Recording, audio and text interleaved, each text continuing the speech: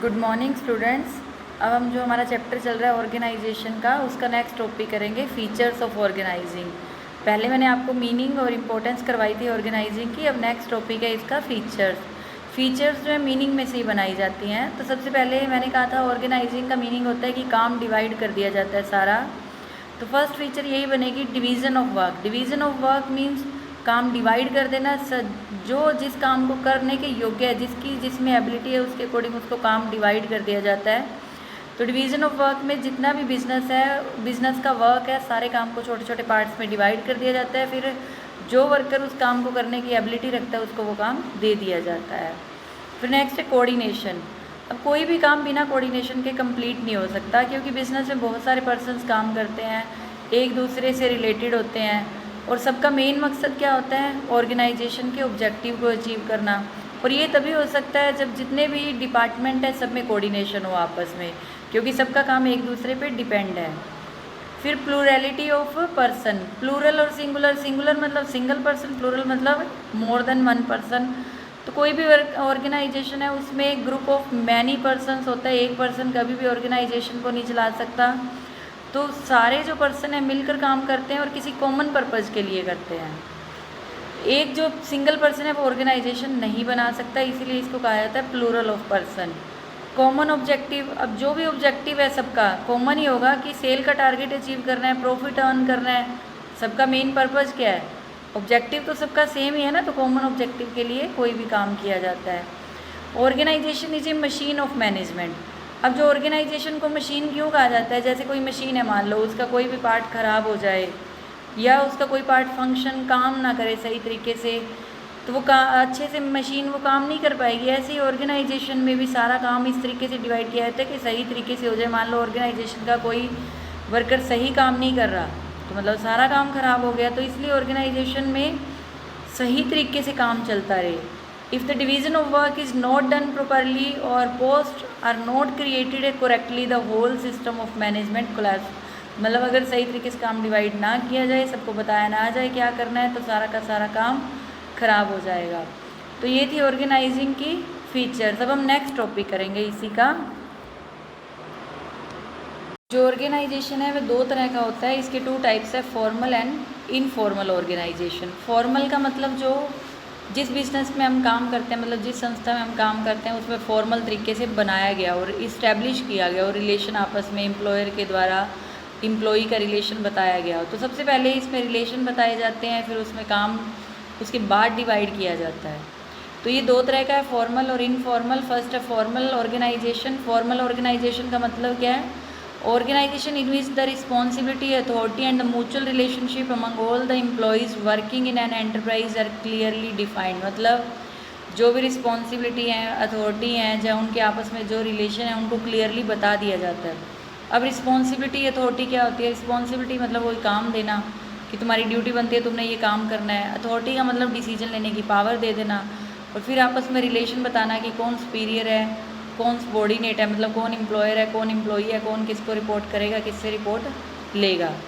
अब इसमें नेक्स्ट इसकी फीचर्स क्या बनेंगी? It has defined inter relation. मतलब इसमें रिलेशन पहले से डिफाइन कर दिया जाता है। हर एक को पता होता है कि उसकी रिस्पॉन्सिबिलिटीज़ क्या हैं, अथॉरिटी क्या है, कौन किसको रिपोर्ट करेगा, ये पहले से डिफाइन होता है। It is based on rules and procedure.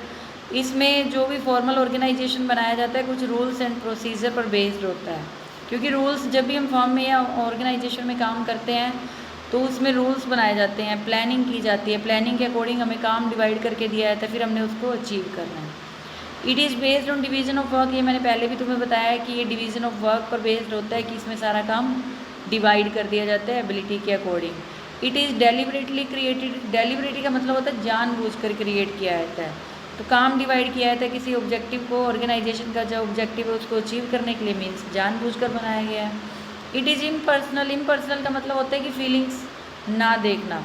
अब हम कहीं काम करते हैं तो वो हमारी फीलिंग्स नहीं देखेंगे कि हमारे घर में क्या प्रॉब्लम है, उस वजह से हम काम नहीं कर पा रहे, वो एक अलग प्रोसीजर है। इम्पर्सनल का मतलब कि जितना तुम्हें काम दिया गया उसको स्ट्रिक्टली डिसिप्लिन से फॉलो करना पड़ेगा।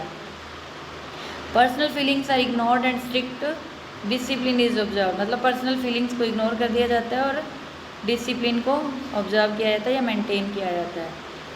It is more stable. More stable का मतलब ये है लंबे टाइम तक चल सकता है, स्टेबल है। Changes can not be introduced because of the needs of individuals and their wishes. हमारी विशेज़ के अकॉर्डिंग काम में चेंजेस नहीं किए जाते, जो काम कंटिन्यू चल रहा है उसको तुम्हें करना पड़ेगा। तो ये इसकी फीचर्स हैं फॉर्मल ऑर्गेनाइजेशन की। अब नेक्स्ट है एडवांटेजेस, इसके बेनिफिट क्या हैं। Easy to fix accountability. व अकाउंटेबिलिटी क्या होता है, सबसे पहले रिस्पॉन्सिबिलिटी होती है, फिर अथॉरिटी, फिर अकाउंटेबिलिटी। अब रिस्पॉन्सिबिलिटी क्या है कि हमारी ड्यूटी बनती है कि हम जॉब करते हैं, हमें काम करना पड़ेगा। अथॉरिटी क्या है कि जो हमने काम दिया गया उसके लिए हमें डिसीजन लेने की पावर दे दी। अकाउंटेबिलिटी, हम उसके लिए उत्तरदायी हैं। उत्तरदायी कैसे कि मान लो मुझे कोई काम दिया गया, मैंने किसी और से करवा लिया, सपोज वो काम गलत हो गया, तो अकाउंटेबिलिटी मेरी ही रहेगी, ना कि उस पर्सन की जैसे जिससे मैंने आगे से करवाया। तो ईजी टू फिक्स अकाउंटेबिलिटी, जब हमें पता है हमने काम किसको दिया है तो हम अकाउंटेबिलिटी ईजिली फिक्स कर सकते हैं। नो ओवरलैपिंग ऑफ वर्क, जो काम है वो कंटिन्यू चलता रहता है, इसमें ये नहीं है कि काम या तो कोई भी काम छूटेगा नहीं या ये डबल भी नहीं होगा, तो इसमें ये काम सही तरीके से चलता रहता है। अभी आगे करते हैं हम, अब आगे इसका नेक्स्ट पेज में आपको निकाल के देती हूँ। इसका नंबर 3 पॉइंट जो है वो है unity of command possible. Unity of command का मतलब होता है कि जो भी हमें काम दिया जाता है, एक बॉस से हमें ऑर्डर मिलना। तो इसमें जो भी काम है सीक्वेंस में चलता है, क्योंकि फॉर्मल ऑर्गेनाइजेशन है, तो इसमें हम यूनिटी ऑफ कमांड को फॉलो कर सकते हैं। It is possible to observe the principle of unity of command in view of the presence of scalar chain of authority. Scalar chain of authority का मतलब होता है कि जो ऑर्डर दिए जाते हैं, ऊपर टॉप लेवल मिडिल लेवल को देगा, मिडिल लेवल लो लेवल को देगा, लो लेवल प्लेटफॉर्म लेवल पे जो वर्कर्स काम करते हैं, मतलब एक सिस्टम से काम चल रहा है। तो इसमें हमें पता है कि कौन किसको ऑर्डर दे रहा है, तो principle unity of command follow होता है। ईजी टू गेट गोल, मतलब गोल को अचीव करना ईजी हो जाता है ऑर्गेनाइजेशन के। और जो मटेरियल है, ह्यूमन रिसोर्सेज हैं, उनको सही तरीके से यूज़ किया जा सकता है। देखिए इसमें 4 M होते हैं, man, money, material and machine. जो मैन है वो ह्यूमन रिसोर्सेज है और बाकी के 3 हैं जो फिजिकल रिसोर्सेज हैं। तो फिजिकल रिसोर्सेज और ह्यूमन रिसोर्सेज का सही तरीके से यूज़ हो जाता है और जो गोल है हमारे ऑर्गेनाइजेशन का वो अचीव हो सकता है। स्टेबिलिटी ऑन ऑर्गेनाइजेशन, ये वैसे तो पहले भी आ गया। इसमें जो भी काम कर रहे हैं रूल्स एंड रेगुलेशन के अकॉर्डिंग कर रहे हैं, सबको अपनी अथॉरिटी पता है, तो इसमें क्या है, अच्छे रिलेशन आपस में बनते हैं और ऑर्गेनाइजेशन स्टेबल रहता है।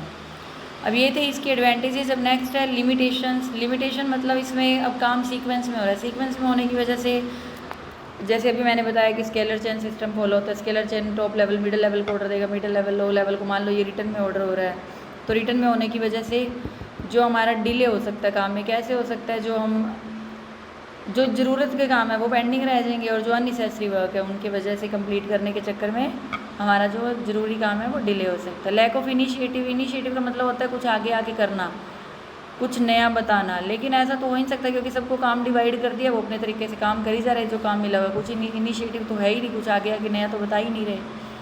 मैकेनाइजेशन इन रिलेशन, अब सारे सबको पता है कि सारे किसने किसको रिपोर्ट करना है, सबके रिलेशन पता है सबको, तो आपस में कोई भी एक दूसरे को अपना एक्सपीरियंस तो शेयर कर ही नहीं पा रहा, तो वो एक मशीन की तरह काम करे जा रहे हैं। तो ये था फॉर्मल ऑर्गेनाइजेशन। तो आपने ये टॉपिक आपका कंप्लीट हो गया, फॉर्मल ऑर्गेनाइजेशन का मीनिंग, इसकी फीचर्स, इसके एडवांटेजेस एंड डिसएडवांटेजेस, ये आपने आज कंप्लीट करने हैं, अच्छे से लर्न करना है।